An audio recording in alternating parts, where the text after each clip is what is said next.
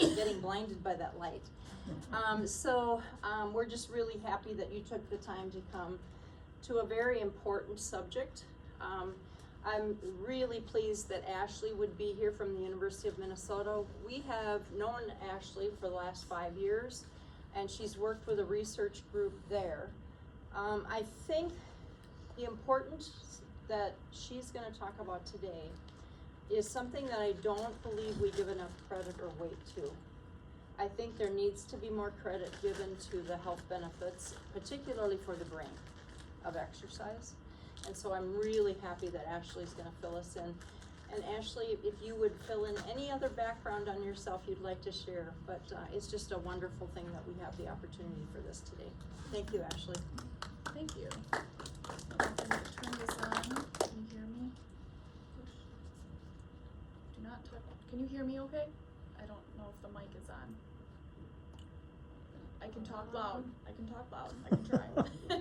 The whole room is supposed to be mic'd, but I don't know if it's... It goes through the speakers. Okay. Well, We can hear you just fine. okay, though, I if you think. can hear me just fine, if I start to drop off a little bit, let me know. But thank you for having me today. Thank you for taking time out of this nice day. My name is Ashley. I work at the University of Minnesota on a research team at the School of Public Health under Dr. Joe Gogler.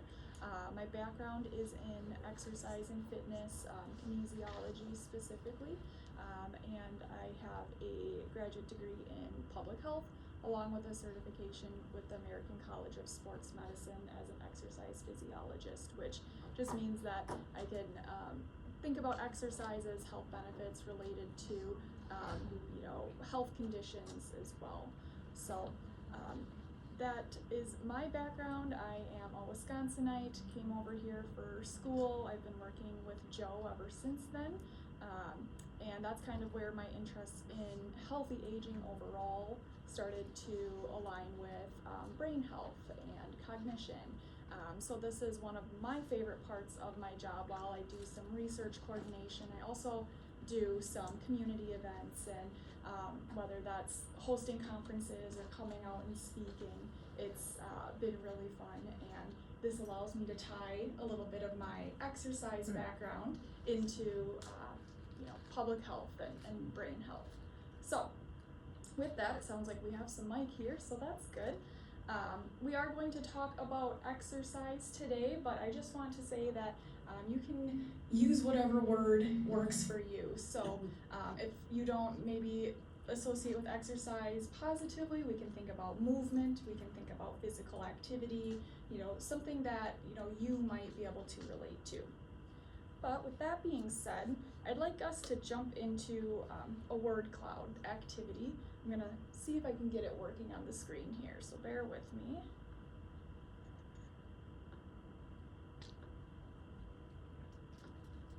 Oops. Maybe not.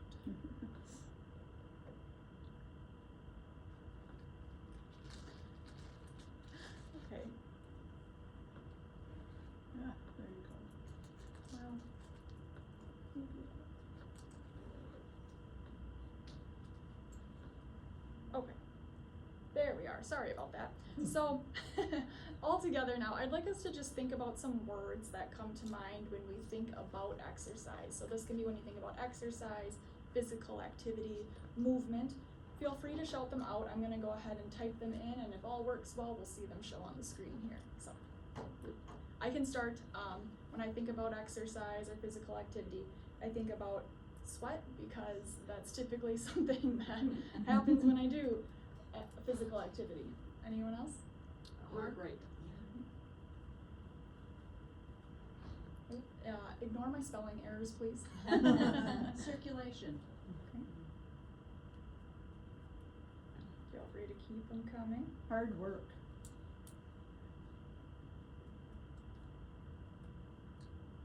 Anything else? Payoff. Increased oxygen. Boredom. Yep. Cathartic. Cathartic. I don't know if I'll spell that right.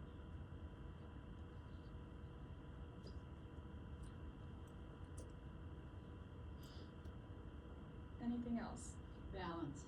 Yeah, that's a good one. Sure. We'll do 2 more. How does that sound? Soreness. Repetition. Time consuming.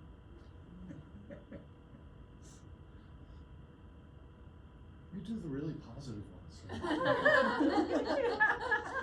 Well, you know what? These are words that I've done this presentation a couple times now, so we usually do have, you know, some feelings and emotion towards exercise, some actual physical, you know, words related to exercise. It all is related, and it's all very relevant to maybe what makes us motivated to move our body or not. So thank you for that. And I'm hoping that after the presentation today, you'll be able to tie a couple other words to exercise or physical activity and movement. So I'm going to go back to my presentation here if it lets me. All right. So, Could you maybe bring the mic a little closer in, or yeah, like that? go. The volume Is was this up. better? Is it better? It could be, well, maybe the volume you turned up, I guess, There you go. Okay, how about that? It said not to touch, so I was a little scared.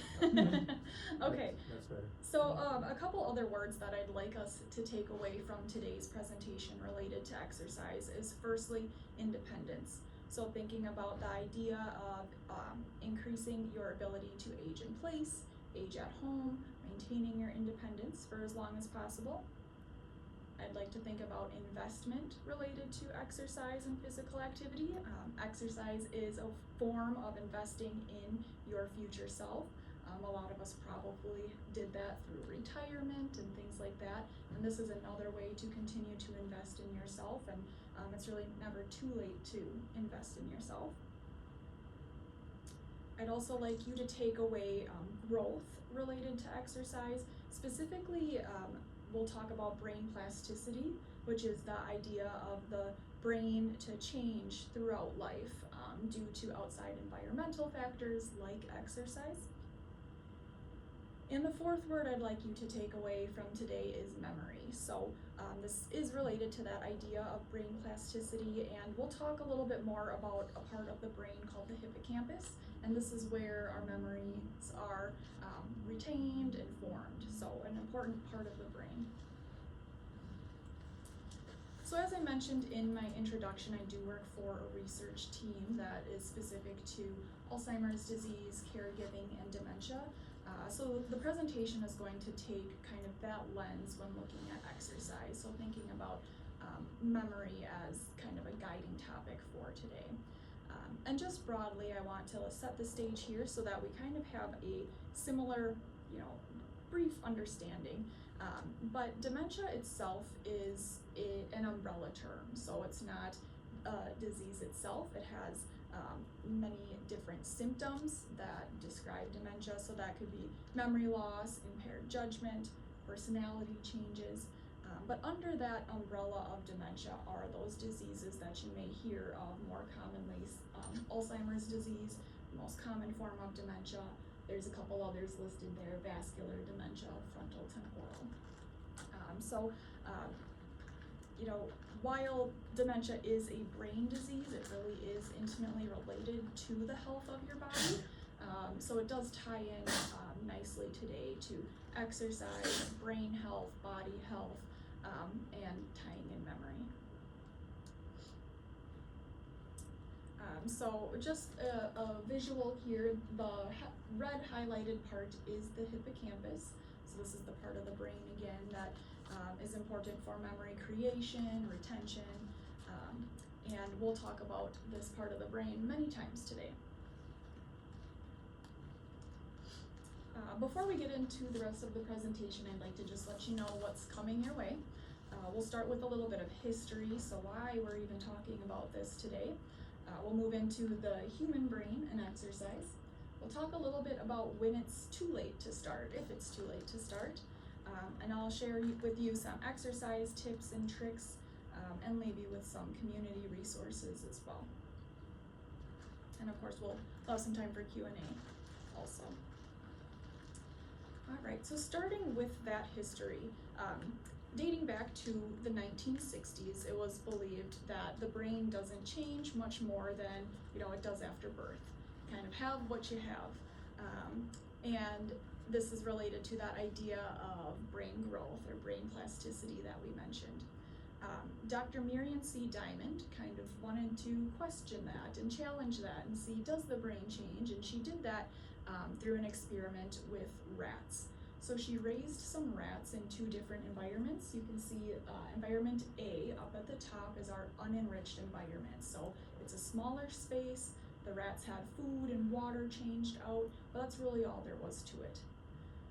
Now the enriched environment, B down here on the bottom, was a larger space. Food was changed in and out, and those toys, tubes, running wheel were changed in and out throughout their time in these different environments. So after a certain amount of time in these environments, they compared the brains of these rats, and they found that those living in that enriched environment had multiple different changes to their brain, and really changes for the better. So let me kind of break down what some of this is here. First, they saw that the outer cortex of the brain was thicker, and this is the cover of the brain that is responsible for many different functions. So this could be sensory functions, motor functions, association functions.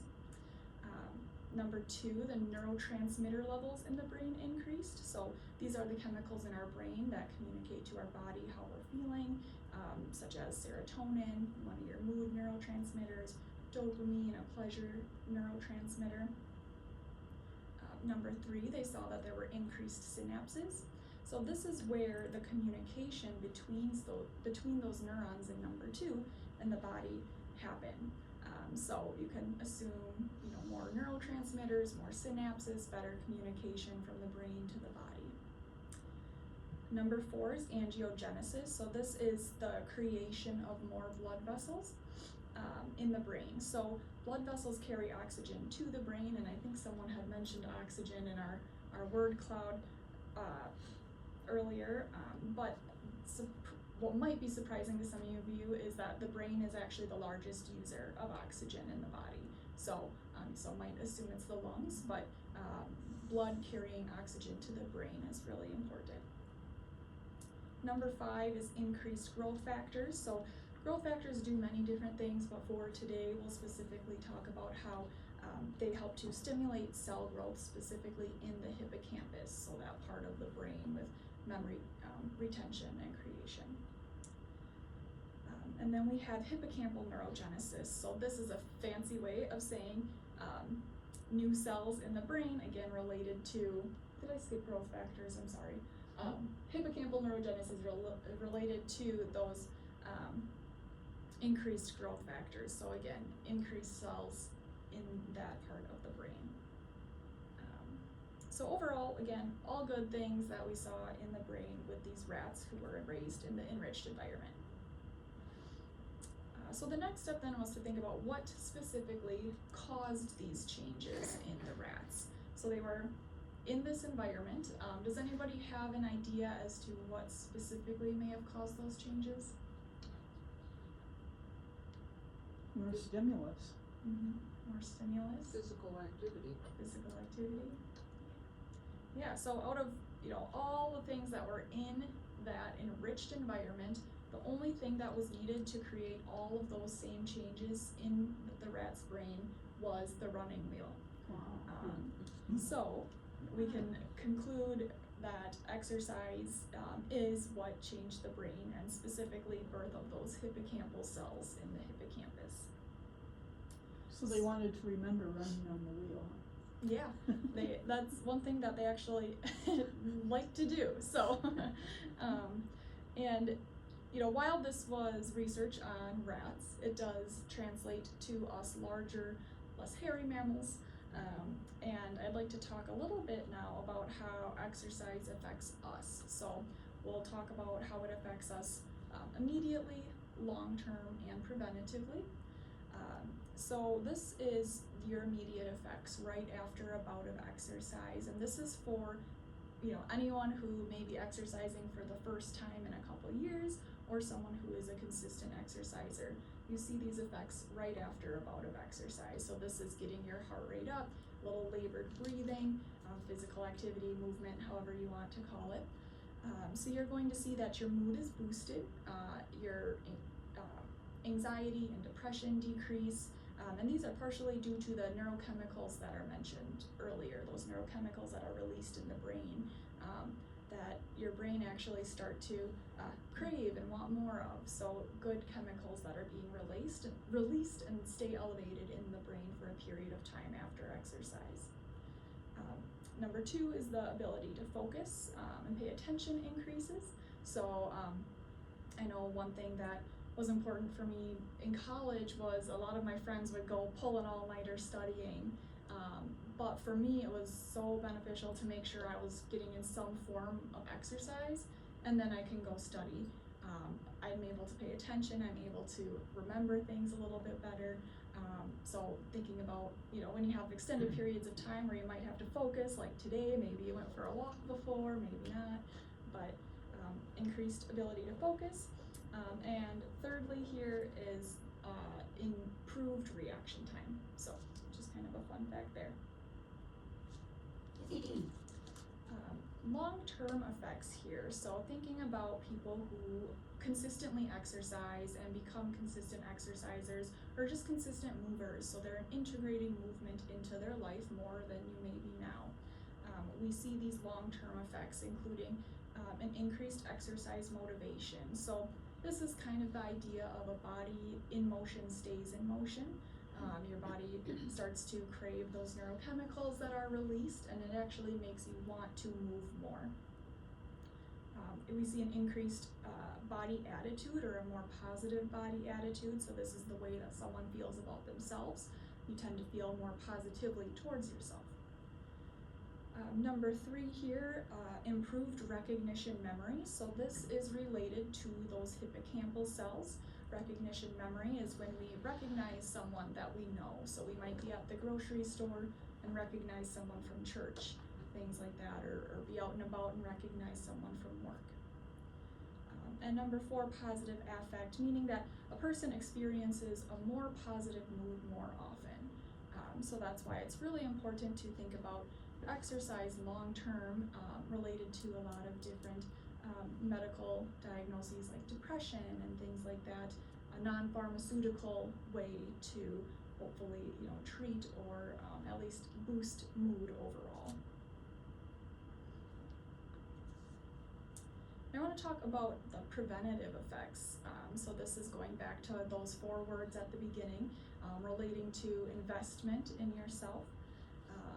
Long-term preventative, we see that exercise or movement helps you to cope with everyday stressors, anxiety, depression, which we all know those can all affect or impact your cognition in the long run.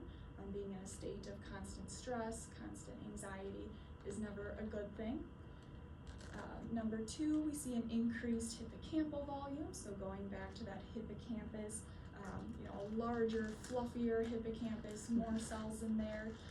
We can't stop the depletion of cells, that just happens over time, but we can make sure that there's as many functional cells there as possible. And we see an impact on the modifiable risk factors of dementia. So these are things that you can change, things that such as, so a risk factor for dementia may be obesity, diabetes, hypertension.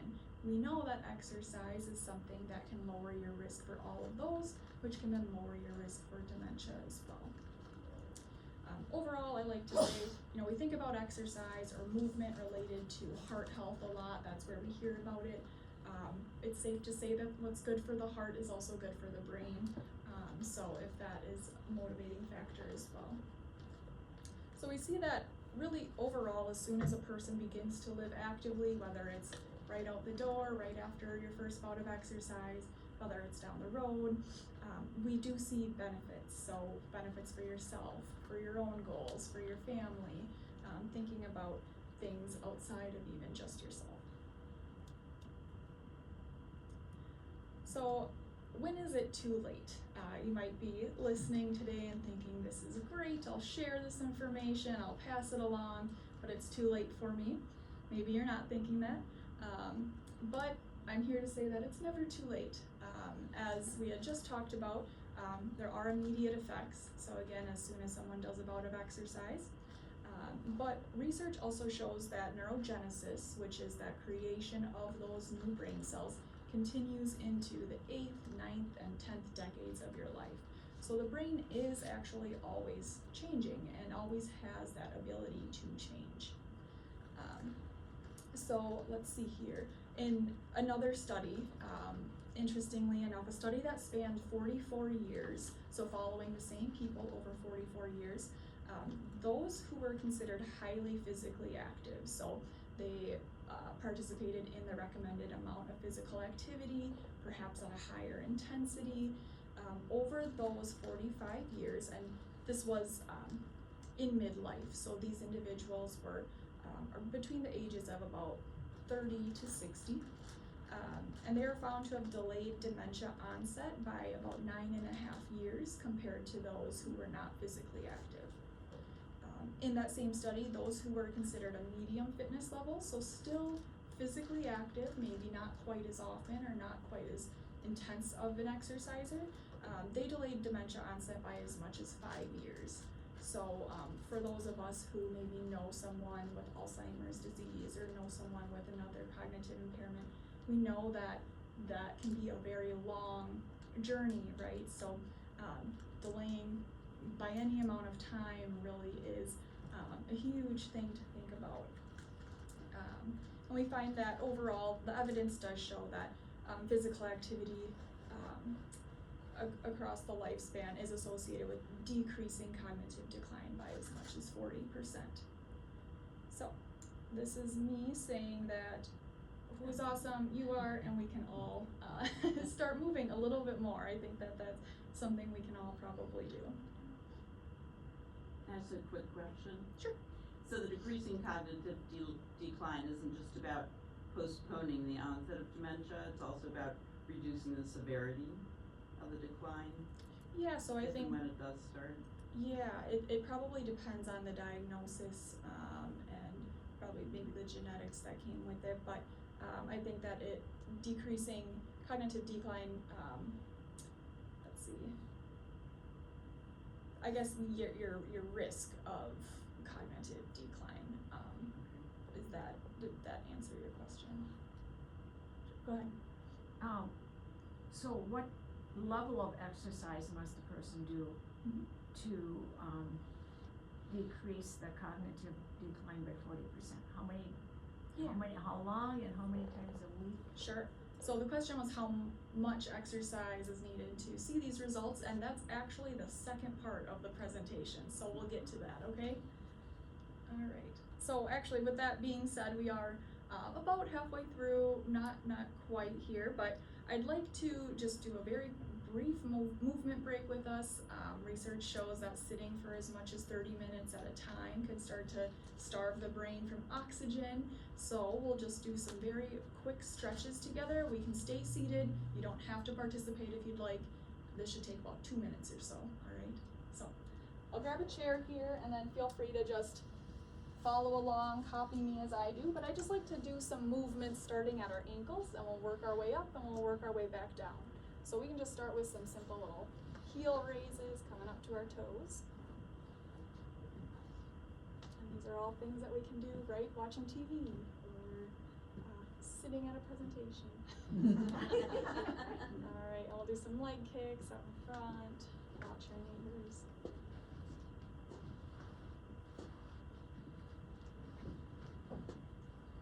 And we'll move up to the torso, so just some little rotations as far as you're comfortable. Make sure you're breathing while you're doing this. You'd be surprised how easy it is to hold your breath and not realize it. All Alright, and we'll move up to our shoulders. We're gonna do some shoulder rolls. We'll start going back. Put your shoulder blades into your pockets. Some noise there. A little creaky. I should have put on music. And we'll go forward. Good. And then watch for your neighbors, but we'll go ahead and reach out front. Get a little wrist action, circles. And if you're able to, feel free to reach up overhead as far as you're comfortable. Good. And now we're going to bring them back down. We're going to go to our neck now and just slowly looking up at the ceiling and looking down.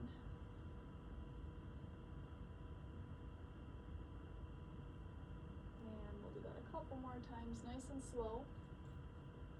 Think about breathing in through your nose and out through your mouth. Now one more.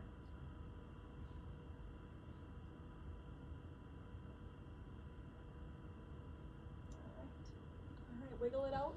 We'll go get into the second part of the presentation today. So this will be a little bit more tangible. So the question about what can we do? Are we doing enough? So the American College of Sports Medicine recommends 150 minutes of moderate intensity physical activity and 2 days of muscle strengthening per week. So 150 minutes per week plus those 2 days of strengthening. That can sound like a lot, but it's important to remember that anything is better than nothing. I do really firmly believe that. The research also shows that movement as much as 10 minutes at a time can be beneficial in adding up to that 150 minutes. So you don't have to sit there and do 3 days of 50 minutes of exercise or 5 days of 30 minutes. You can break it down into, a 10-minute walk in the morning, a 10-minute walk in the afternoon, and maybe something different in the evening. But as long as you're doing something, anything is better than nothing. Most of the research that we've talked about so far is specific to cardiovascular or aerobic exercise. So this might be like walking, speed walking, running, things that you're seeing your heart rate increase.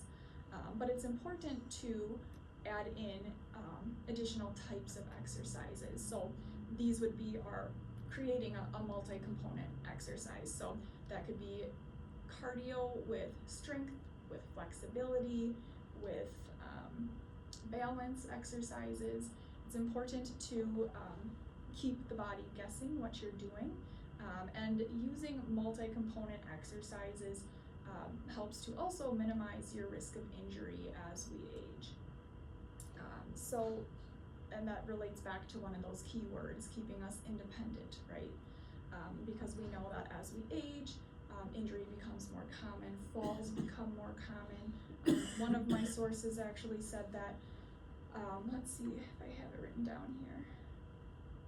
Falls are one of the greatest injuries for adults 65 and older, even greater than, getting in a car accident or something like that. So doing these multi-component exercises and making them functional is really important. So a functional exercise is going to mimic things that you do in your everyday life.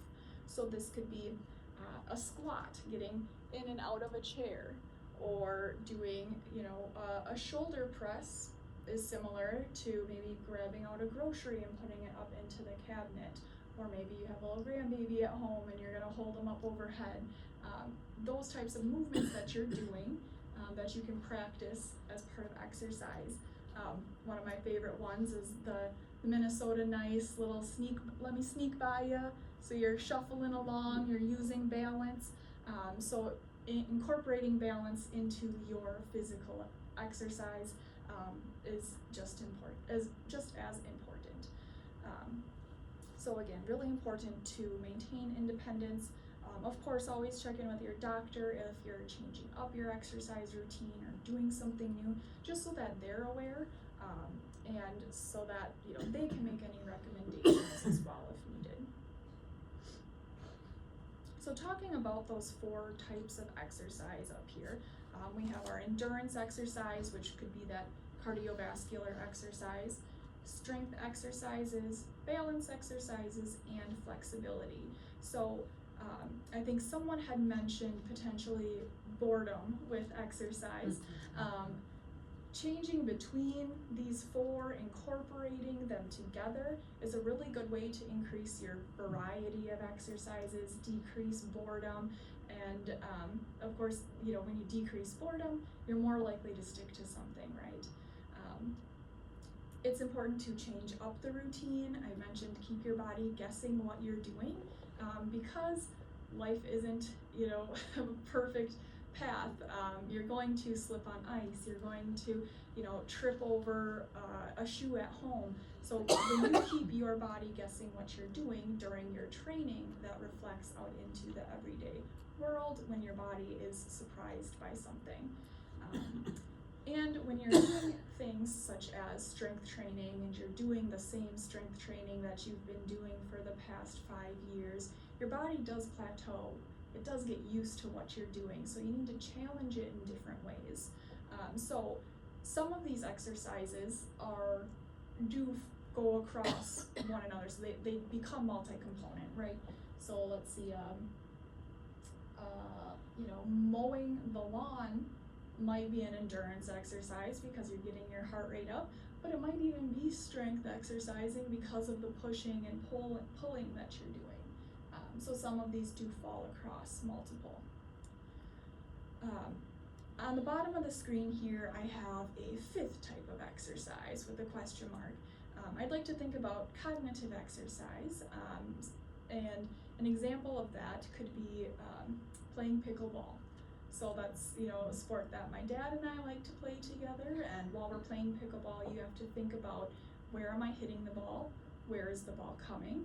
What's the score? Whose turn is it? That's the hardest part.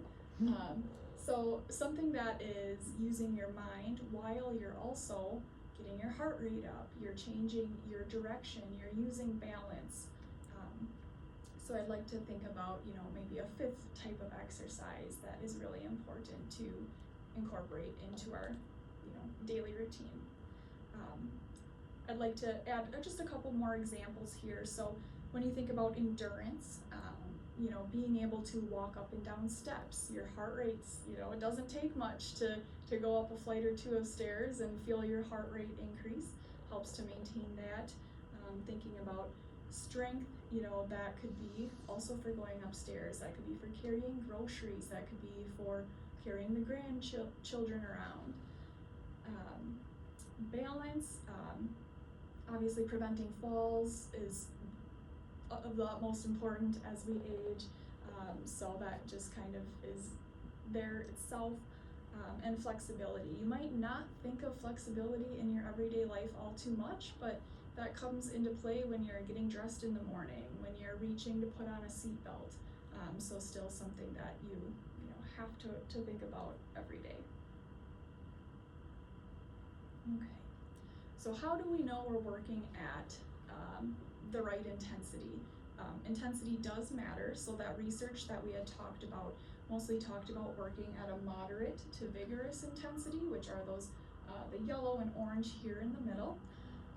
But what exactly does that mean? How do you know you're working at a moderate to vigorous intensity? I like to use what's called the talk test because it's pretty universal. We all know, you know, how it can be difficult to talk when you're exercising a little bit harder. And that's essentially what it is. So you might be working at a low intensity if you're able to hold a conversation, you're able to sing, you know, not really anything different than, you know, going from room to room in your house or something. Moderate intensity might be just a little bit harder to hold a conversation. The sentences for the most part though are regular full sentences. If you were to try to, you know, keep a beat or hum a song, you might struggle a little bit more. Vigorous intensity, so you're only able to speak a few words at a time, your breathing is labored, you're taking a couple more breaths here and there, and then that maximum intensity is when you're really not talking at all. You're focusing on what you're doing. If you were to try to get a word out, it'd probably just be 1 or 2 words at a time. So again, to see those benefits that we've talked about, the increased brain flow to the brain, getting your heart rate up, It is between that moderate to vigorous, so that blue line on the bottom. And again, the talk test is how I find, the most universal among everyone. There are some other ways that you can tell how hard you're working, using just like a number rating scale. It's called the ratings of perceived exertion. So we're pretty good at, looking at a scale and being able to judge how hard we're working. So we have a 1 on the bottom for low intensity, a 10 on the right for maximum intensity, and you'd want to fall somewhere between a 4 and a 7. That's another option. You can always look at how hard you're sweating. The thing is not everyone's body does regulate the same way. So I do definitely sweat when I exercise, but if I exercise with my sister, she can be working just as hard and she doesn't have a drop of sweat on her. So you just have to know your own body. Smartwatches, heart rate monitors are popular. That's another way that we can think about looking at our heart rate.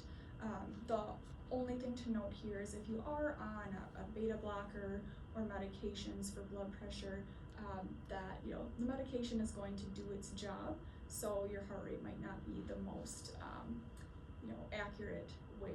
So that's why I find the talk test. That's something that we can all rely on no matter who we are. Okay. So getting started can be the hardest part. I want to talk a little bit about how to get yourself to move more. So whether that is at a gym or whether that's just moving a little bit more around the house, moving a little bit more outside, it's important to think about your why and make a plan. So your why might be something that's immediate, preferably something that's immediate. So it could be because it makes me feel good. I'm going to exercise today because it's going to put me in a better mood.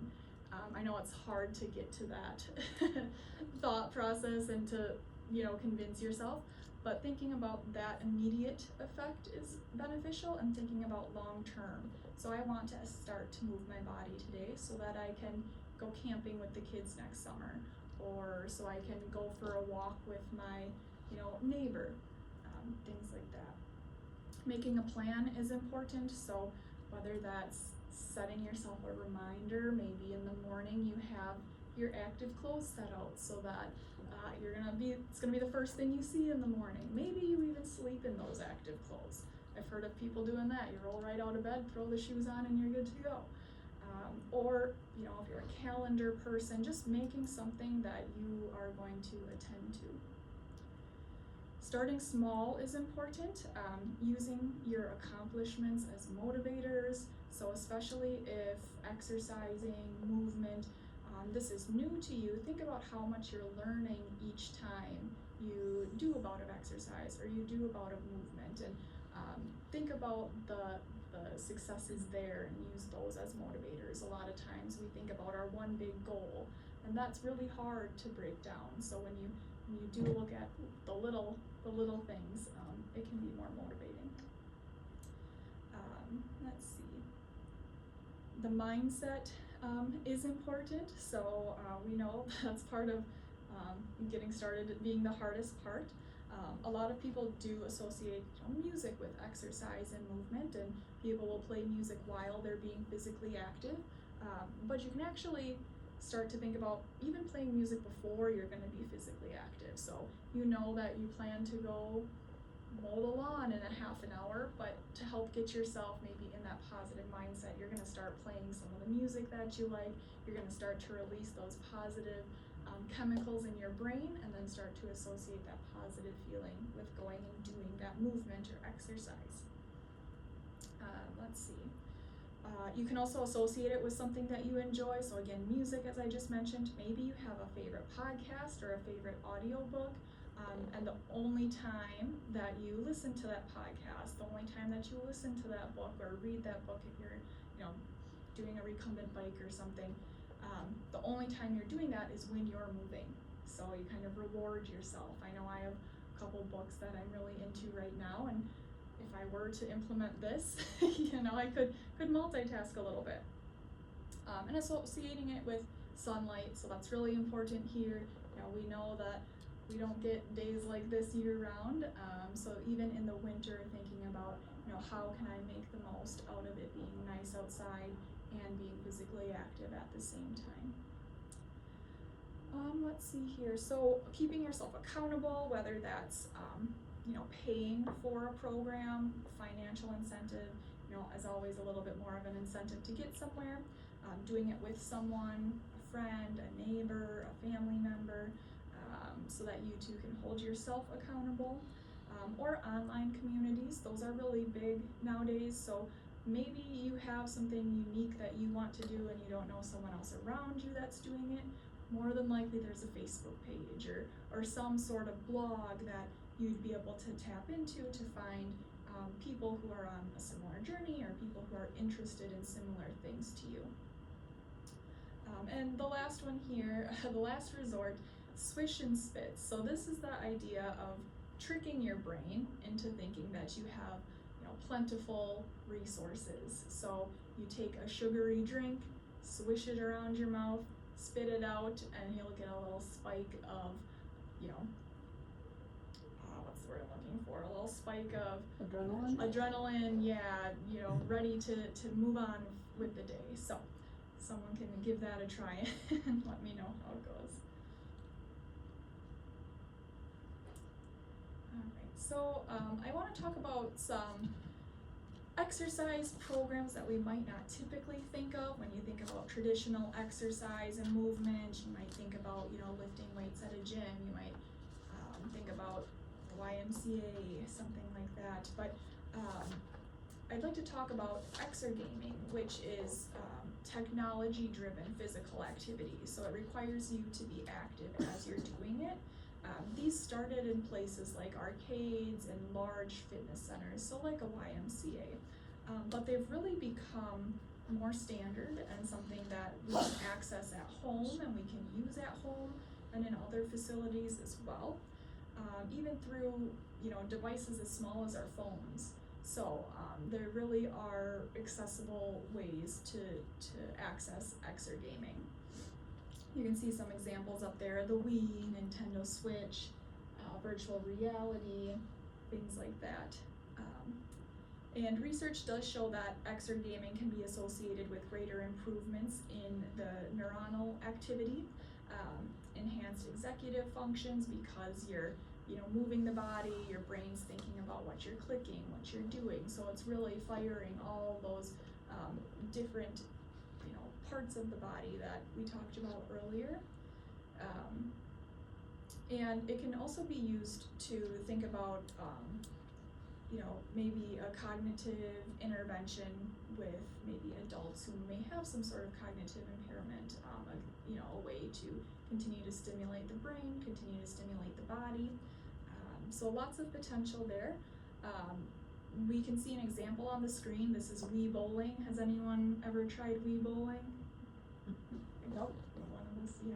So Wii has a bunch of different exercise programs. So, you know, just something to get you moving, something that you can play together with someone else. It's a fun activity to do, and it might even bring out your competitive side.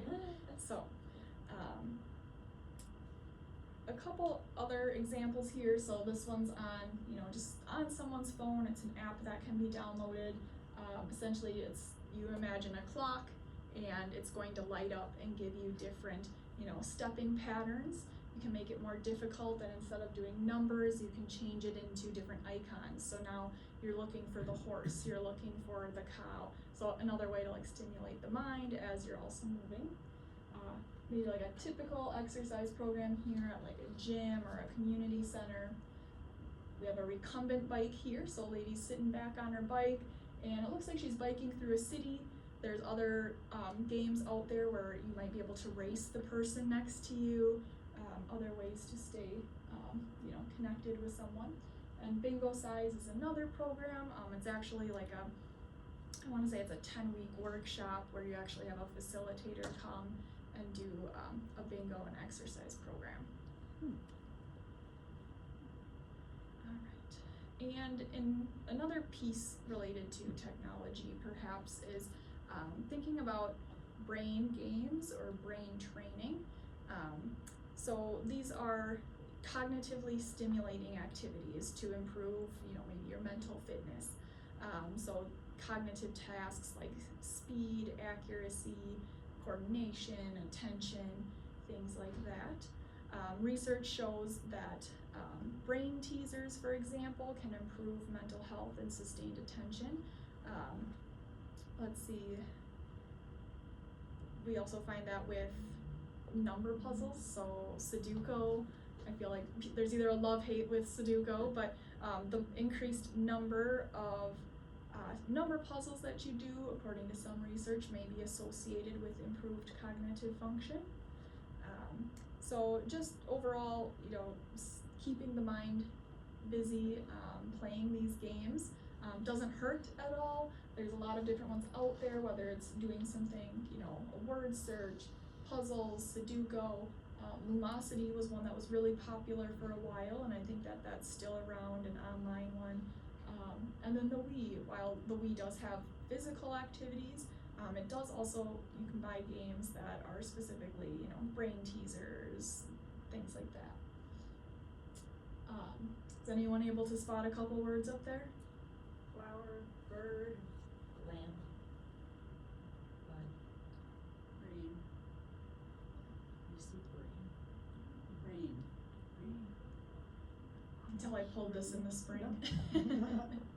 Yeah, so just some, everyday things that you can be doing when you are sitting at home. In between doing your leg kicks and your heel raises, you can also be doing a crossword puzzle. Alright.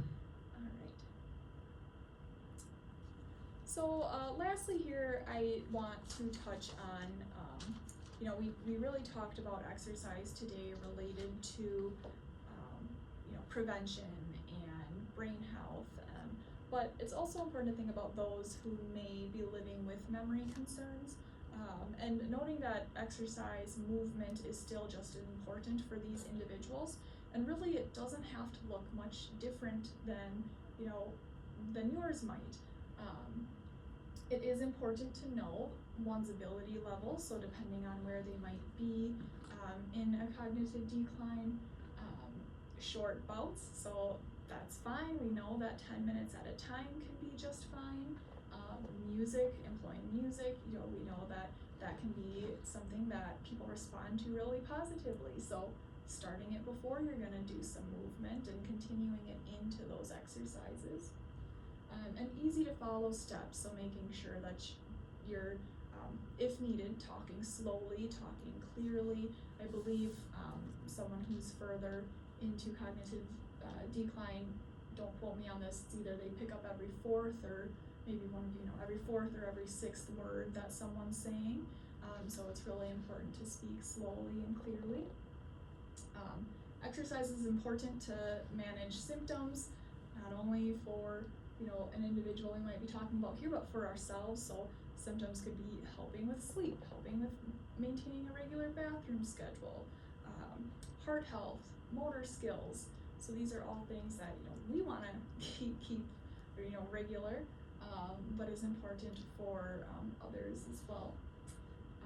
If the person with memory concerns is in a memory care facility, I would highly recommend checking with, there's likely some sort of fitness center or some sort of health and wellness center where you could check with them to see how they can still be engaged, because they should still be part of those exercise programs or those movement programs as much as they're able to. So again, just emphasizing, they don't have to be much different than yours.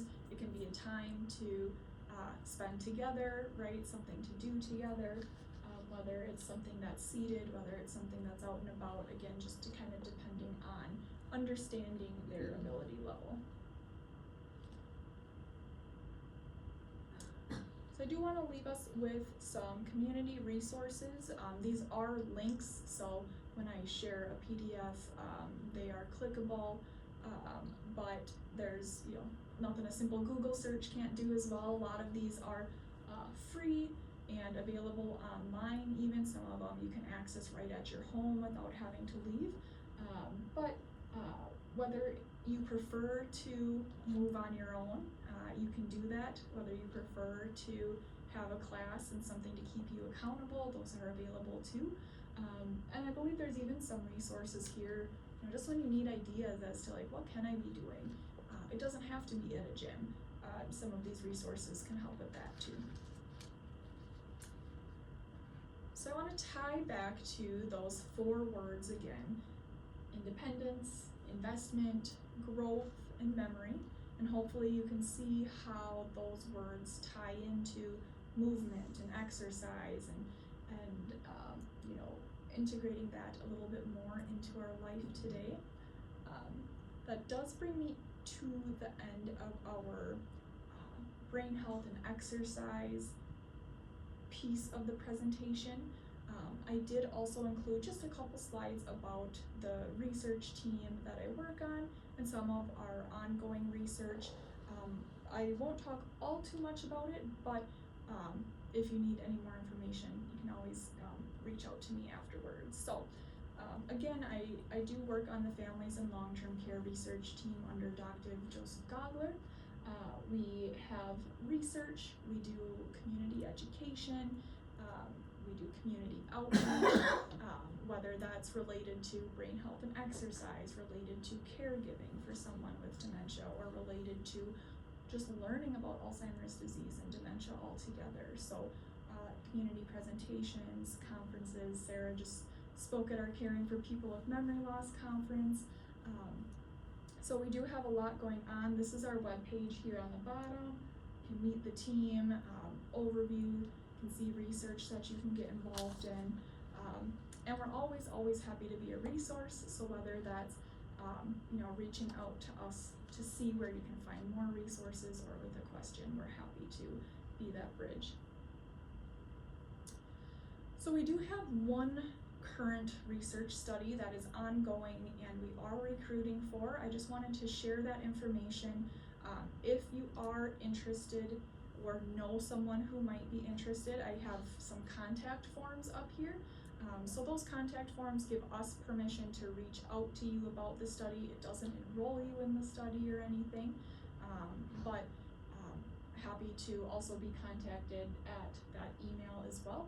I personally don't work on the study, but a couple of my colleagues do, and they are the ones who actually do the trained coaching sessions. So again, this is specific to a person who has memory concerns themselves and they do live alone. So those are the 2 criteria. I'll stop talking so that you can read it and I'll pick back up.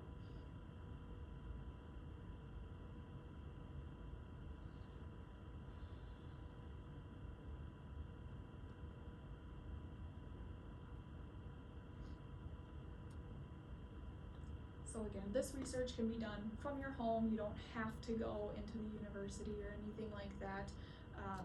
But again, if you know of anyone who might be interested, I do have contact forms up here. Feel free to take one of those, or you can always reach us. We'll share these slides as well. All right, so that does officially bring me to the end here. I'd be happy to take some questions for a couple minutes here, and if time allows, we also maybe have a little round of some fitness bingo that we can do with a couple take-home prizes. That'd be great. Yeah, so let's, a couple minutes here of Q&A. If you do ask anything that I can't answer, I did bring some note cards so that you can always write your question down, and if I can't answer it, chances are someone on our team can, so. One thing I'd like to say is that we'll have all this information on the Roseville Alzheimer's and Dementia website.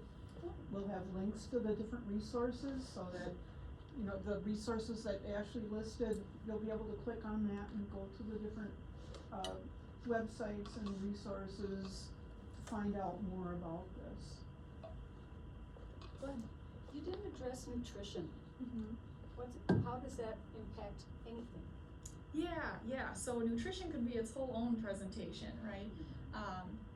I believe that exercise is medicine, and I also believe that nutrition is medicine. I don't have a strong nutrition background, I have just very basics, but my personal feeling is that everything in moderation is important. Those diets that are cutting out certain things are always for me at least, red flags, because you wanna think about what can be sustainable, right? Are you gonna be able to continue to eat that keto diet the rest of your life? Things like that. You know, I think everyone, it's important to think about too, nutrition related to, you know, maybe what you grew up with, and we have, you know, communities who were raised on different types of foods, and there are resources out there to figure out how to make, you know, your plate that you might, you know, there's the plate that has the recommended amount of veggies and grains, but you can visualize that specific to yourself and think about what those healthier options would be. So I could find a link to that and share that as well. It's a cool tool to make it more realistic for oneself. I know that's a vague answer. We know nutrition is important, right? So balance is my key. And then, did you have another question? I just wanted to know if the School of Public Health has any information on nutrition and the brain.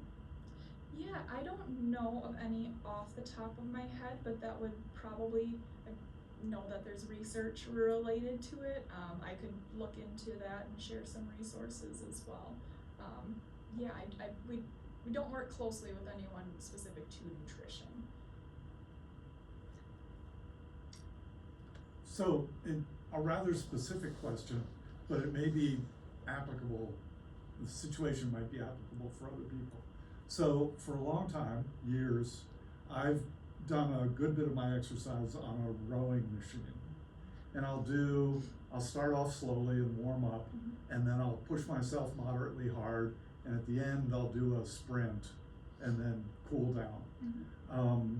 Year and a half ago or so, I got a stroke of my eye. So I lost vision in one eye. It was thought to be because of occlusion of blood flow to that eye, just real briefly. It's gone away, never repeated, but a whole number of medical professionals got very excited about any obstruction of blood flow from my shoulders up. So I did a full stroke workup, et cetera, but again, nothing showed up, nothing's repeated. But I kind of viewed it as a warning.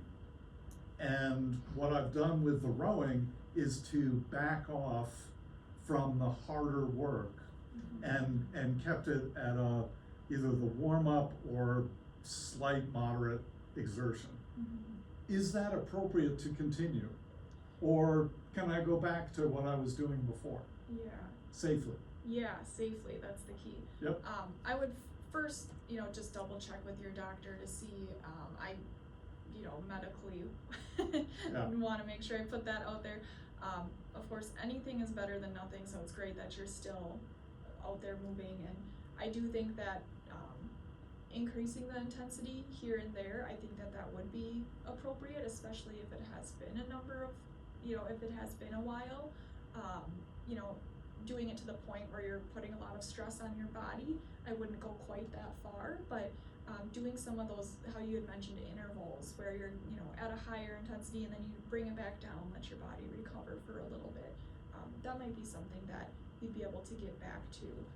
I would ask your physician about it just because of the increased blood flow, especially to that part of the body, to be sure. But for the most part, exercise is really important when it comes to rehabilitation and continuing to be able to, recover. So I think, especially if it's been a while, you should be able to start to bump it up safely. Thanks. How little is sufficient? If you really,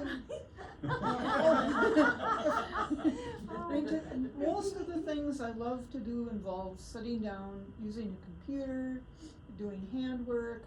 A lot of this stuff I really like to, playing piano. It's not physical exercise. So I try to incorporate some stuff just through things I need to do at home. But if you want to just figure out some way of getting more, how can you kind of conquer that tendency to just not wanna do the exercise, not Yeah. want to be more active. So, again, anything is better than nothing, so, you don't have to take the 30 minutes at a time, the 10 minutes at a time is enough. I would try to find a way to incorporate movement with some of those things that you enjoy, so, I don't know, maybe it's knitting or crocheting, and you had mentioned handwork. Not everyone has access to a recumbent bike, but that's something where you're seated, your feet are moving.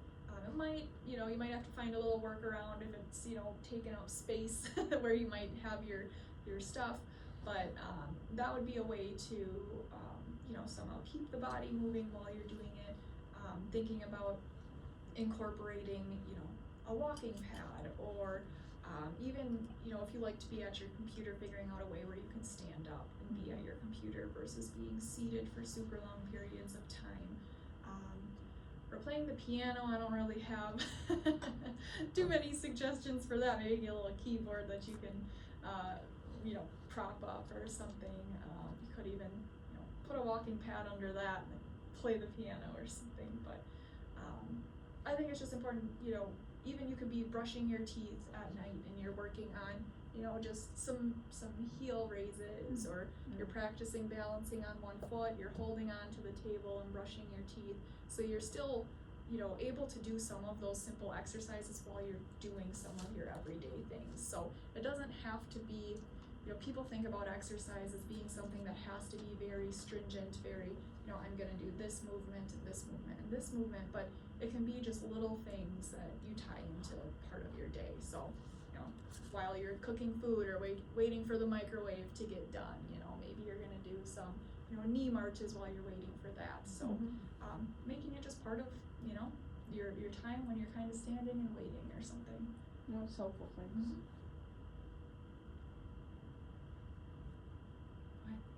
So a year ago, I bought a Fitbit. I'm trying to decide it wasn't a mistake. But I tell myself that I wanna get 8,000 steps in. Mm-hmm. And someone told me, you really only need 3,000. Is it too much? Cause I've gone anywhere from 3,000 to 18,000 steps in a day. Mm-hmm. I feel good about it, but am I wasting my time? Is that fall under intensity every once in a while? Mm-hmm. Yeah, so steps versus the intensity of the steps would matter, right? I also clock some, especially when I'm just working at home for the day, my watch is like, are you okay? But, those are some steps that I'm taking, but they're not high intensity steps. So that is one thing to think about. So even if you are only, you have a busy day, but you're able to set aside 1 mile of a brisk walk, that's something to think about. When it comes to the certain number of steps, I think we've all heard the 10,000 steps a day. I personally sometimes find that hard to reach. Yep. I think that 8,000 is a more realistic number for some. But it's just that idea of anything is better than nothing. So, on some days where you're able to go 13,000 steps, great, and if you're only able to get 3,000 another day, it's about that balance. So, what goes for nutrition is also for the body. You gotta give yourself a little bit of grace with that as well. So, but it can definitely be a motivating factor as well. I'm sure you see those some days and you're like, oh, maybe tomorrow I need to set those shoes out in the morning, something like that. So. And I didn't set a deadline, because if I set a deadline, I would quit. So it's ongoing. Yeah, and I think that's good to know. It's really individualized. Some people work really well with deadlines, and some people, steps are something that you probably hope to take every day. So a deadline or a really strict goal there might not be necessary unless you're working towards something. So, Long life. there you go. Yeah. Could I offer a couple of things? Yeah. So, the questions on nutrition, I do a healthy brain talk that I've been doing for 9 going on 10 years. It is on the Roseville AD site as one of our presentations, if you'd like to go back and look at that. I continue to add things, I'm an RN, I continue to add things on there about nutrition, and talk on many different food, topics. I do have a class coming up, in August, in West St. Paul, if you wanna grab a flyer from here. But I offer it, each year throughout the year, so just know that that may be of help. I encourage people, it's an 1.5-hour presentation that I encourage people to kind of be highlighting what they wanna add to their grocery list as we're talking through, the healthy brain, so, but I appreciate it. Ashley, I agree very much about the computer work and what to do. Do any of you have smartphones that are reminding you it's time to stand? So that happens on mine, which is good, cause I have hyper focus, so when I'm working on something, I can really get into it for 4 or 5 hours without thinking straight. So it reminds you to stand, and the biggest thing, and please interrupt me, Ashley, if I'm saying something wrong, but I have chronic fatigue from a really serious case of COVID. And so when that says it's time to stand, I will tell you that I've started from nothing. So I used to sleep from 5:30 at night until 8 every morning for 2 years, and every Saturday and Sunday.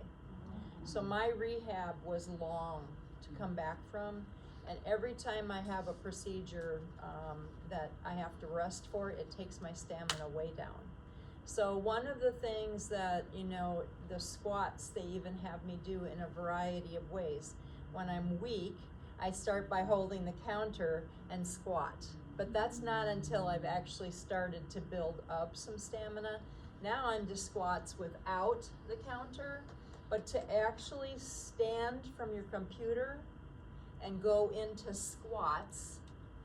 And then when you're going to stand, to really squeeze the thigh and the butt muscles to help with that pumping. I don't know if you agree with this, but I find that that really helps my mentation to feel like I'm moving the blood around. And whether it's marching in place, but the squats alone have been something that I've felt. And I agree with Paula, I sit most of my job now because of my chronic fatigue, which can be a catch-22. It can make me have more fatigue and more fatigue. So I'm always trying to battle coming out of that. How long of a break do you take then before sitting back down? Is it like 5 minutes squatting or It's just? 5 minutes or less. Okay. But every time that goes off, the other thing, and I have an old Schwinn exercise bike. It's not the big Airdyne, but I bought off of Amazon a desk that goes over it. And so I sit at that, and a week ago the physical therapist had me starting at 10 minutes on it, very little resistance, and I'm now up to 30. Wow. So that's a pretty big deal, but think about one of the pieces that we had gotten to use at the gathering was just, it's small, maybe you know where they come from, but they're just a pedal on a small device. They're easy to move around, but you could easily put that under your desk QVC. and be at Yeah, I've seen QVC those, but I never, and I be didn't know if they were pedaling garbage while or worthwhile. while you're working, and maybe they're not efficient. I like my bike a ton because I can change the resistance. So just a couple things to add. Yeah, I like that idea too. You had mentioned the squats and a bike versus like the little pedal pad. The squats are, you know, using some of the biggest muscles in your body. So you're activating a larger group of muscles compared to sitting and using that little foot pedal. That's right. So that's where some of those differences would come in when you think about, you know, circulation and getting the blood flow. Using those larger muscles is gonna, you know, increase the circulation, the blood flow, you know, at a quicker rate than the little foot pedals. I don't think the foot pedals would be bad because it's, you know, again, better than nothing. Just but not as you want to efficient. think about all the other parts of your body that you need to also move. And the other thing I'm supposed to start incorporating is hand weights and have them at my desk. so I can also take time, because strength is something I lost a lot of. And the last thing I was gonna mention, for any of you that enjoy swimming at all, I don't like I used to, but that was one piece that has gotten my stamina up quicker than anything, is I go to Courage Kinney Stillwater and I walk in that warm water pool. And when I'm really weak, I go in the more deep water because it's buoyancy, it's taking my weight off.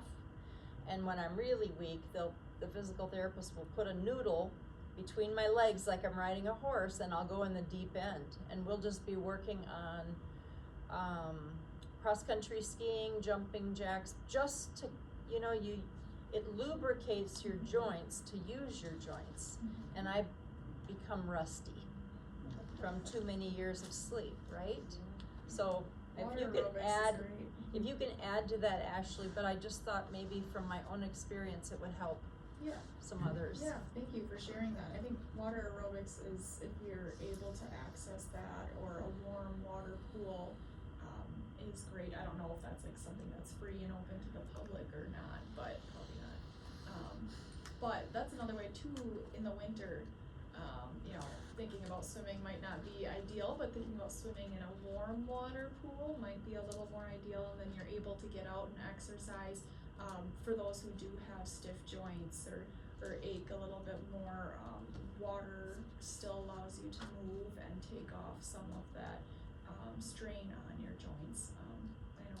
I led water aerobics for just a small amount of time, but that was one of my favorite things to do, and it's amazing, how the water can just make you feel so different.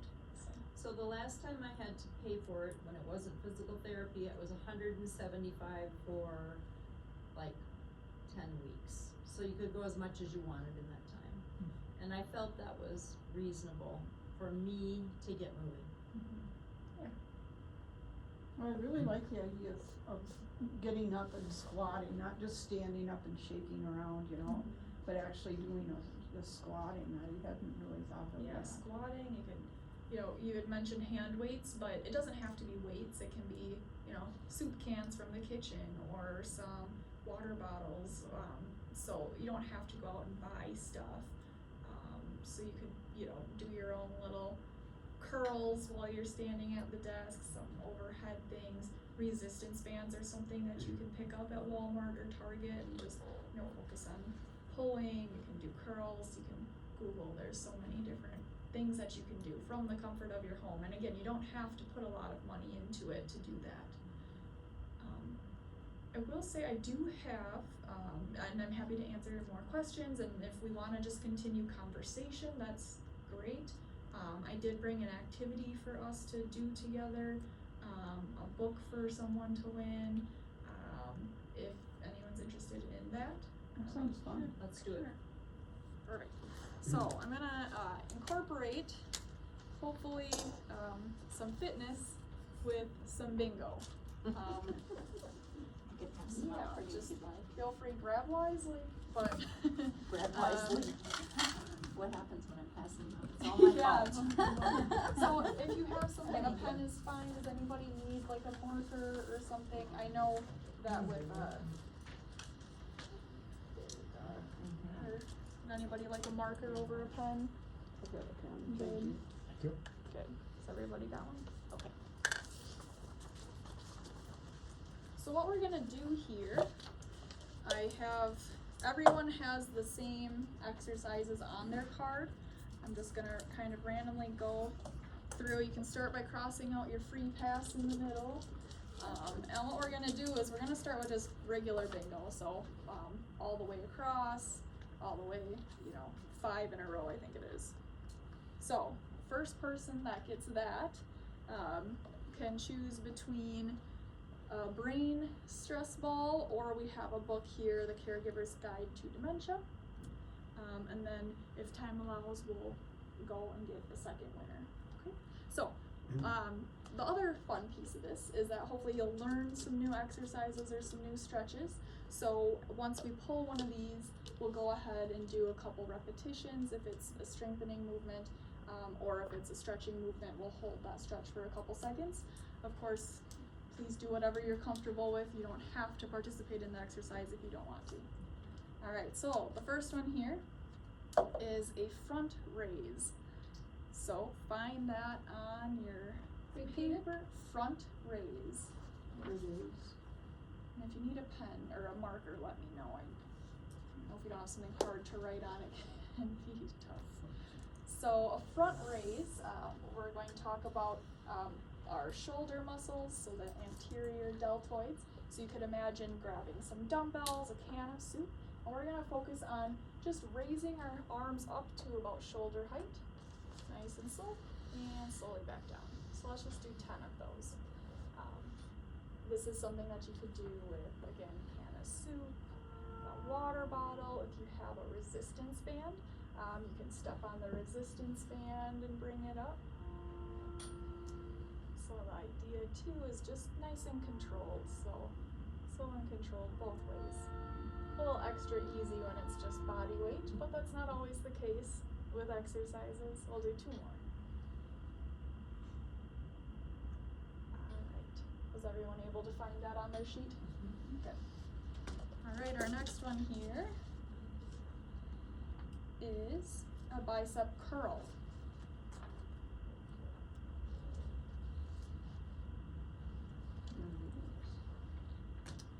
So when you find the bicep curl, mark it off, and then we're gonna do these from our chair.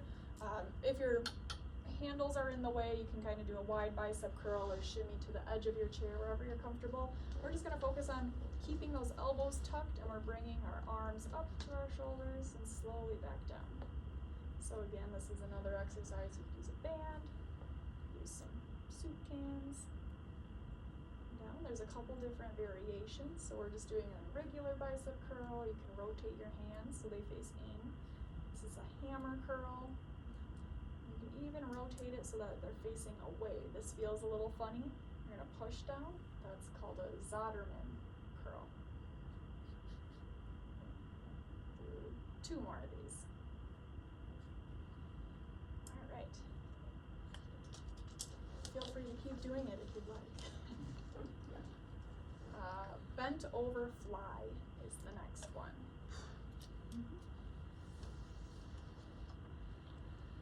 So a bent over fly is going to work your back muscles, and these are all exercises you can do seated, you can do standing. If you're gonna do these seated, you're gonna want to be just a little bit closer to the edge of your chair, just wherever you're comfortable. Your feet are flat out in front of you, and you're gonna shift your body weight forward. So you're bringing your shoulders forward. Imagine that you're holding, some dumbbells. Watch for your neighbors here. And we're gonna bring our arms out like we're flapping our wings, and bring them slowly back down. And up and down. So when you bring them up, you might be squeezing those shoulder blades together in the back. Feel a nice squeeze. The more kind of bent forward you are, the more you're gonna feel this in your back versus your shoulders. And just do what's comfortable for you with your range of motion. We'll do 2 more. Alright. And next, we have knee marches. Knee marches. Hopefully you all can read my handwriting okay. That's the other part of the game. Alright, so knee marches are pretty self-explanatory. Sitting in your chair, whenever you're ready, you're just going to focus on picking up 1 leg at a time. Slow and controlled. Again, focus on your breathing while you're doing this. It can be a little easier to hold your breath because we're, kind of compressing this area of our body. This is something that obviously you can do standing. So when you talk about like brushing your teeth, something that you'd be comfortable doing while standing, using a chair, using a counter, anything like that. All right, we'll do 2 more on each leg.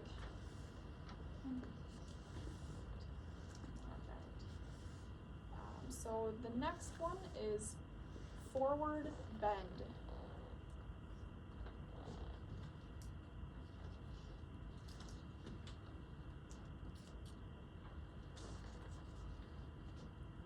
So this one is related a little bit more to stretching, or maybe if anyone, has anyone ever done chair yoga or anything like that?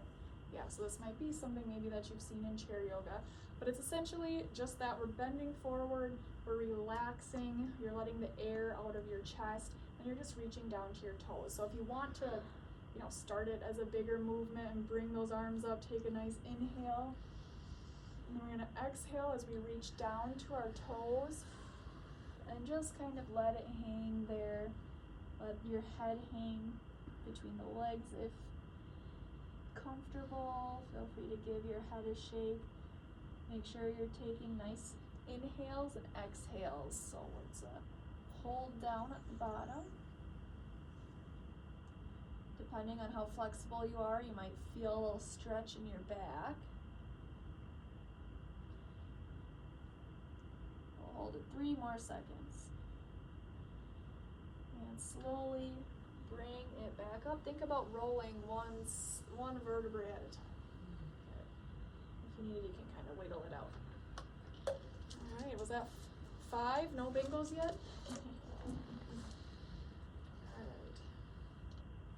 We have our oblique twist. Oblique twist.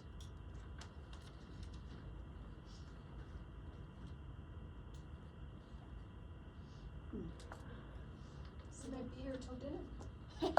Hopefully see it. not. Oblique twist. Oh, there it is. Yep. Alright, so oblique twists will be, we can do a static stretch, so you're just gonna kind of turn, you can find the edge of your chair and give yourself a little hold. You can use your legs as you hold and provide a little bit of push so that you're twisting maybe a little bit further than you might be without, pressing on something. And again, you're sitting up nice and tall and think about breathing. So in through your nose and out through your mouth. We're holding it. And over to the other side.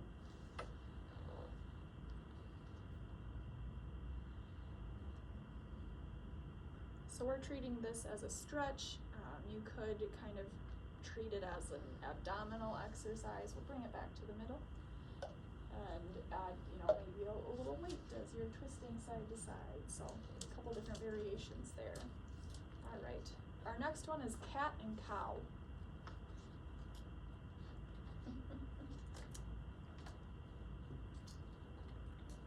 So this is a yoga stretch, yoga pose that some of you might be familiar with. Our feet are out on the floor in front of us, and I'll just turn sideways so you can see my body, but you're going to, I forget which one is which, but you're going to inhale and you're going to arch your back and almost bring your head like you're looking up towards the ceiling.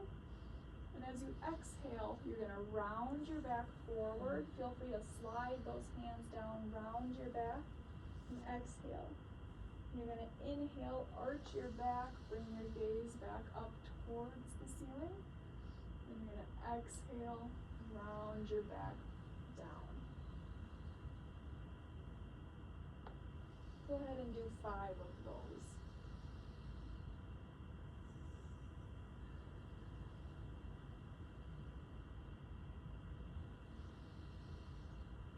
So are we exercising our lungs with this breathing? Breathing is always good when it comes to heart rate.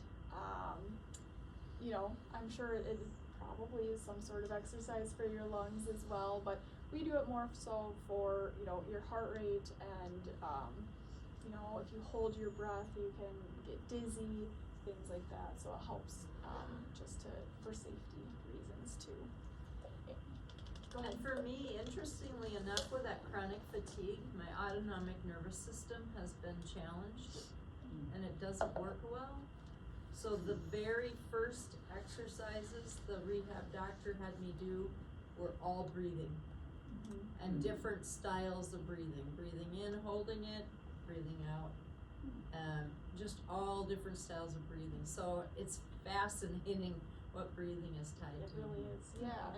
And we're so used to, as we, babies you'll see breathe with their belly, right? They just automatically do that. But as we get older, we tend to breathe with our chest more so. We fill our chest, which actually can make us more anxious versus belly breathing. So that's something that you can try at home. So instead of, maybe when you're laying in bed or something, instead of, you could almost set like a pencil or something, and instead of, seeing it move on your chest, practice seeing it move on your belly. So it's a deeper breath. It's a more calming breath as well. The next one is leg add or abduction. Leg add or abduction. It's a funky looking word. Is that the one that's ABLAD? Yes, sorry, that's a slash, but yeah. Gotcha. It probably does look like that. Mm-hmm. Everybody find that one? So that's going to be seated on the edge of your chair. Instead of marching up and down, we're going to march out to the side.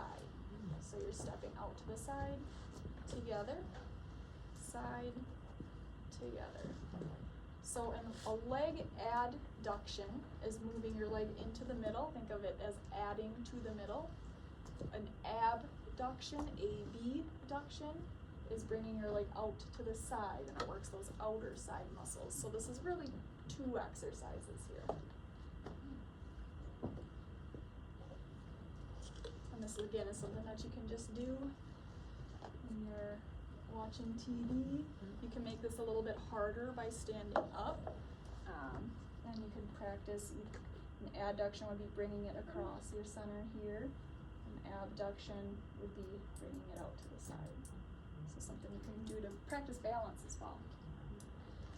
All right, the next one is Warrior 1. All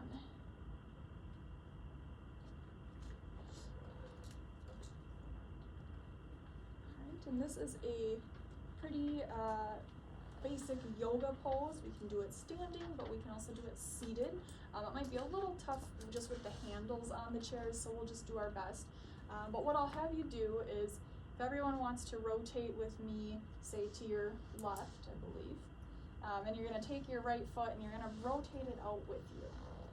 And you're going to focus now taking your right leg, and you're going to want to either, you can step it away a little bit further, or just wherever you're comfortable, maintain some balance. Alright, so you're going to shift your torso towards your left leg, you're facing this wall, and if you're comfortable, you can hold on to the chair here. If you're comfortable, you can bring both hands up, and you're just sitting up nice and tall. Think about reaching your head up to the ceiling. If you need to, hold on to the chair out in front of you and just do one arm at a time. But we're going to focus on breathing here, so it's just a nice big reach.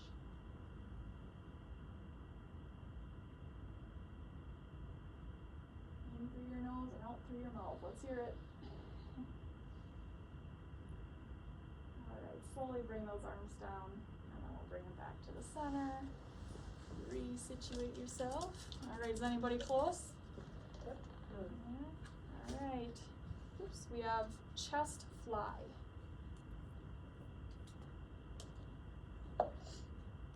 Say it again. Chest fly. Oh, fine.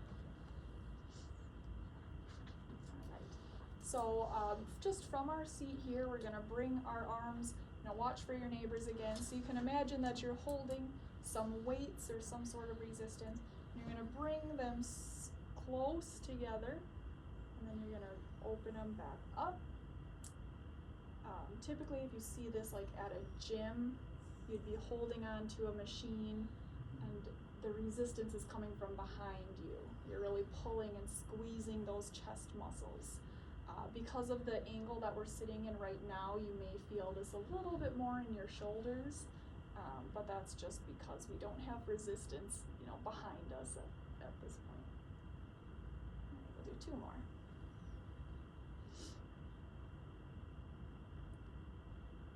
Alright.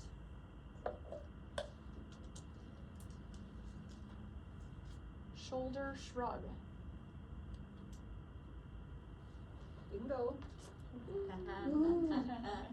Alright, so our shoulder shrug is going to be seated, and just like that, you're going to raise your shoulders up to your ears and slowly back down.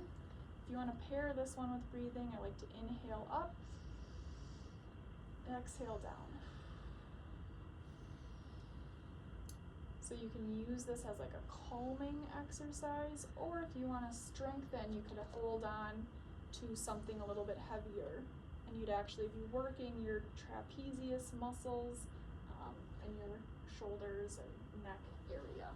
So first bingo, you get to choose between stress ball or a book. Can I just feel it? Sure. I would like this. So stress ball. Perfect, okay. She got a brain. It is a brain, Finally. yes. Alright, we'll play to another bingo, and if anyone's interested in the book, assuming, that's up for grabs, so. Does anybody, are we playing a second game? Yeah, so, So should I get Continuing this Or on. continuing. Should, oh, continuing. yeah, I let's missed just that word. continue, how does that Thank you. sound? Okay.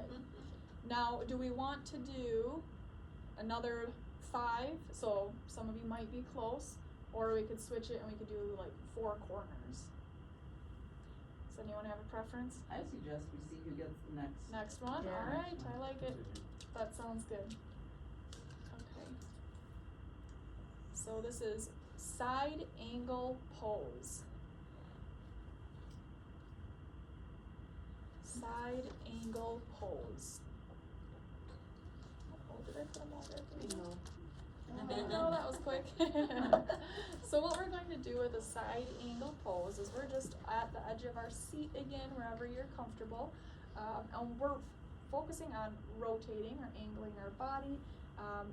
So let's see, we're gonna take our right arm, we're gonna bring it across. You can lay it across your lap. If you are more flexible and you want a higher intensity stretch, you could bring it down to the ground, just about in between your legs. And you're taking that opposite arm and you're reaching it up towards the sky. So again, a little lower intensity would be leaning on your lap here and just focusing on rotating at your torso. Remember to breathe. This is another yoga stretch. And then you're gonna bring it back to the center and over to the other side. So you're either bringing that other arm down, leaving it on your lap here, and up. And to make it a little more challenging, you can look up, follow your fingers up towards the ceiling. And we'll bring it back down to the center. Alright. So let's see, bingo is back here. If you're interested, free for you to take and feel free to share if not. So that's what I have for you all today. If you're interested in like going through any of the other exercises, we're happy to. Would you show the rest of them to Yeah, us? sure. Let's walk through them. I might have tossed in the ones we already did. I'm trying to. I can tell you which ones are left. Okay, yeah, we can walk through them. How does that sound? Child's pose. Child's pose. So this is one where if you're comfortable standing, I'd ask you to stand. And you can either use the chair in front of you or you can turn around and use the chair behind you. So a typical child's pose would be on the ground and you're reaching out with your hands out in front of you, stretching your back muscles here. But you can do this on a chair by turning around and facing the chair, and you're actually just gonna step away. So there might not be quite enough room here, but you'll get the idea. And the idea is that you're hinging at your hips and you're gonna lengthen out through your arms and feel the stretch through your back. So if you wanna slide your chair, how does that sound? Good. So you would want to be pushing yourself down, using that chair to kind of leverage your chair, or leverage a stretch in those muscles. Without the chair, you'd probably be doing more of a strength exercise here. So inhale and exhale as you do it. Should we keep arms straight? Yep, so your arms would be nice and straight. So there you go. And your back is nice and straight too. So if you're rounded up at all, try to think about pushing those hips back and lengthen it out. Ashley, I really have a lot of You this have a lot already. of that stuff. So if someone else Someone would else. really like it, Okay, thank you. that'd be great. Alright, and what's the next one? Yeah, the next one is calf raise. Calf raise. So we can do those standing, we can do those seated. But essentially it's raising up to your toes so that you're feeling it in your calves. Again, hold on to a chair around you. We can do this seated as well, so I'll just demonstrate that. But raising up onto your toes. Do you want to do a squat or a sit to stand? Sure, squat. So squat would be, well, I'll start from sit to stand because I'm sitting. Sit to stand would be the idea of using your leg muscles, pushing yourself up, and bringing yourself slowly back down. You want to make sure that the chair is behind you, that you're not pushing it away from yourself. And as you maybe get a little stronger or do this a little bit more, we want to make sure our hands are doing as little of the work as possible, or our arms are. So this is one of those functional movements, right? We're getting in and out of a chair, which we have to do every day, and we're also doing a squat. So What should we do with our arms? you can just keep them out front. You can bring them overhead. For your center of balance, I would keep it out front a little bit, just like as you go down, just helps maintain balance. So the tougher version then would be a squat, which you can do behind a chair.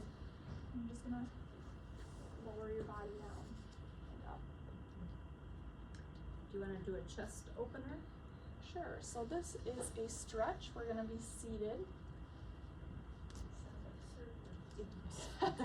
No surgery, I promise. So this might be a little tough with the handles here, but this is just stretching those chest muscles. So I would have you try to reach for, say, the back of the chair.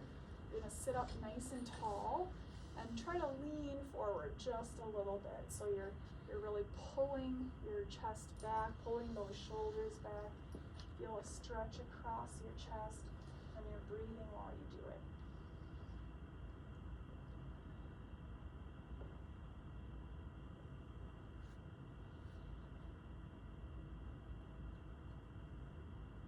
These are stretches you can think about doing too, say at night before you go to bed, something like that.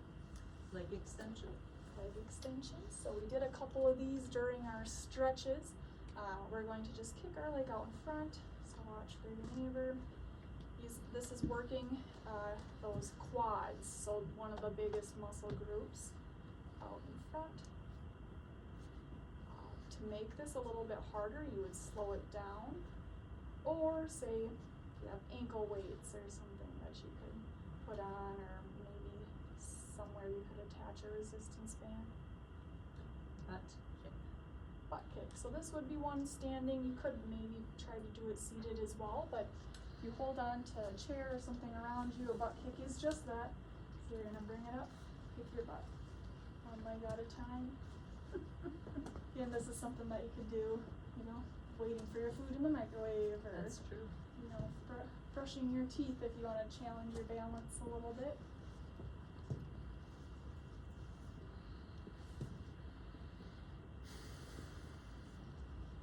Alright. A shoulder press? Shoulder press. So this would be, imagine grabbing cans of soup, some weights at home, a water bottle there would be a good example. And you're going to take those into your hands here. You're going to press them up overhead. So just depending on what your range of motion allows, you're going to bring them down to about shoulder height and then push them overhead. So you inhale as you bring them down, and you exhale as you push away.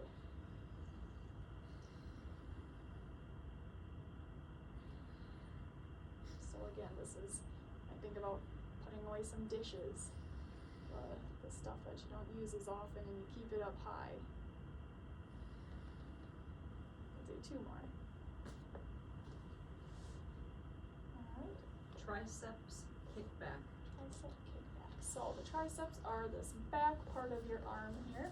We can do these seated, and to do that I'll have you, again, we're at the edge of our chair, our feet are flat on the ground in front of us. We're going to hinge just a little bit at our hips just to give ourselves some space. And your arms are coming to your side. So you'd imagine holding another dumbbell or something, and you're going to kick it back. So straight back. Yeah, it might be kind of hard with how close the chairs are. A standing version would be just that. Hinge at the hips, and you're just going to kick. And kick. So think about squeezing those arm muscles in the back as you bring your arms straight back. So when you're raising a pair of skis. There we go. almost, yeah. So you do want to try to keep your elbow stationary. So it's really just moving while your elbow's not swinging. You're just moving at the elbow. So that's where you're hinging at. If you start to swing more, you're going to actually work some of the back muscles. Which, nothing wrong with that. A warrior two. A warrior two, okay. So we're back down, seated. So this is a modification or an addition to the warrior one. So let's take our foot out to the left side here. Again, if you're comfortable, stepping your other foot as far away as you would like.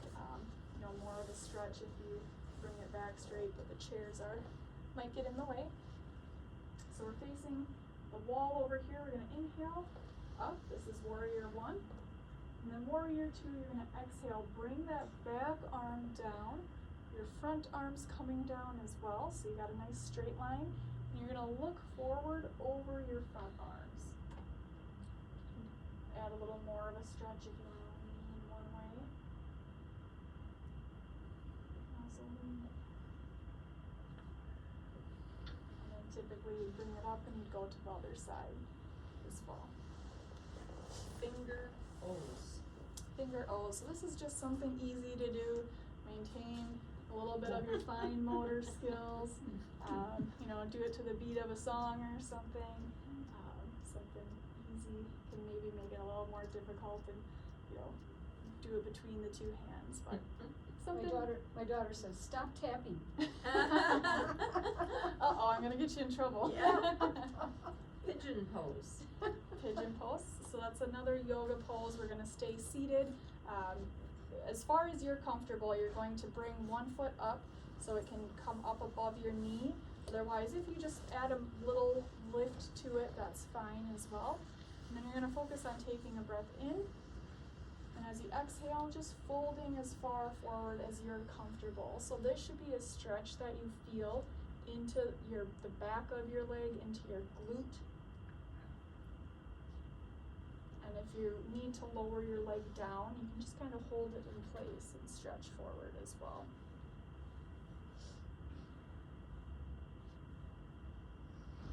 And when you're ready, you can lower that down, and that's one you might want to balance out and do on the other side, so you feel that stretch in the other glute and leg as well. So again, bringing it up, you want to make sure it's either above your knee or below your knee. You're not pulling on your kneecap or doing anything weird there.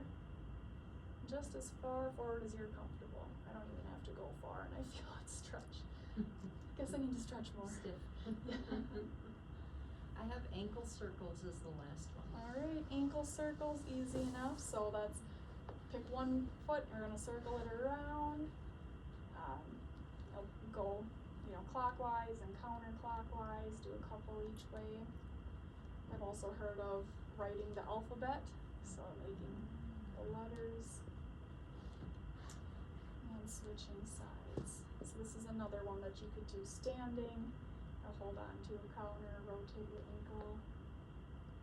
It would be a good warm-up exercise too before, say, you go for a walk or, plan to do something physically active. Well, that is that. Thank you, everyone. Hopefully you learned a couple new movements. I appreciate your time today, I really do. Quick question, when you talked about the oxygen take-up of the brain, is that like 90% of the oxygen